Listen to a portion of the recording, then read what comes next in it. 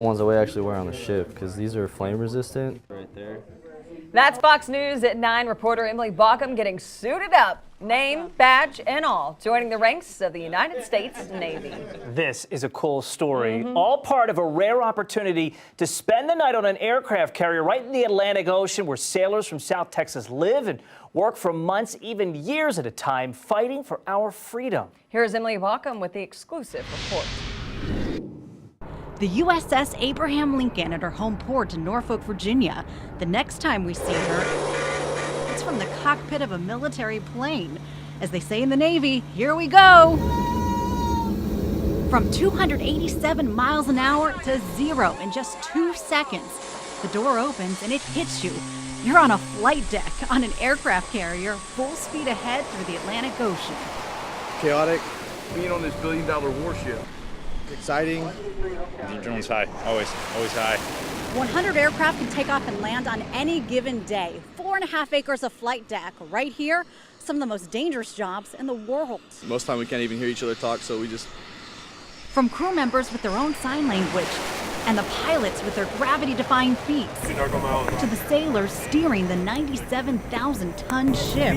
The U.S. Navy has thousands of service members aboard, and here in the land of Lincoln, how you doing?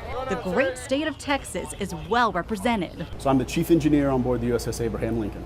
Bryant Cleveland is from Pearsall, and we have to brag about his famous connection. Yeah. So George Strait, his father was a school teacher at our high school. You might call him the ship's chief fixer because that's what he does.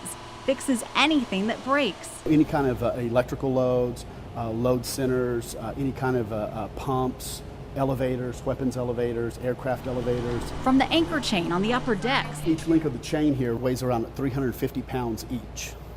So very powerful, and when we do this, very dangerous. One of the things all the way to the lower deck, and we do mean all the way. Make sure you turn around so you can hold on to things, okay? Down 36 feet underwater, where giant air and heating systems make it possible for sailors to do their jobs all around the world. I'll be here until June of 2019, so it's a 2-year tour. I will be here till July of 2020. This is Mark Valenzuela from the Rio Grande Valley. From San Benito, Texas.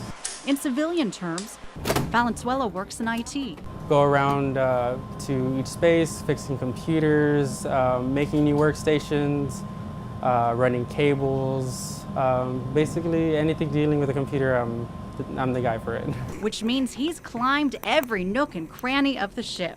Someone from a very small hometown to be able to do something more grand than what the average 22-year-old would be doing. I am from Laredo, Texas originally. Tanya Burton, I love what I do, is the only dental hygienist on board the aircraft carrier. My aunt, actually, who lives in San Antonio, is a hygienist as well. And just like in the civilian world, everyone needs their teeth cleaned. You are just in a different environment. We might move a little bit, as I'm cleaning your teeth. Burton works nonstop, seeing up to 8 patients a day. As hard as it is when you deploy from your families, it's still an amazing experience to be able to be surrounded by the ship life and the ship environment and all the different people and all the different jobs and everything is just a floating city. It truly is a floating city with its convenience store, its restaurants, its first responders. You think we can call the fire department? We are the fire department. And while there is one thing all Texans really do miss, I miss all the tacos. We board the plane home feeling proud. The Lone Star State is on the front lines. You walk around the ship, you find a fellow Texan, they're going to preach it all day long. I don't think there's any other sailor in the Navy that will preach their home state like Texans do.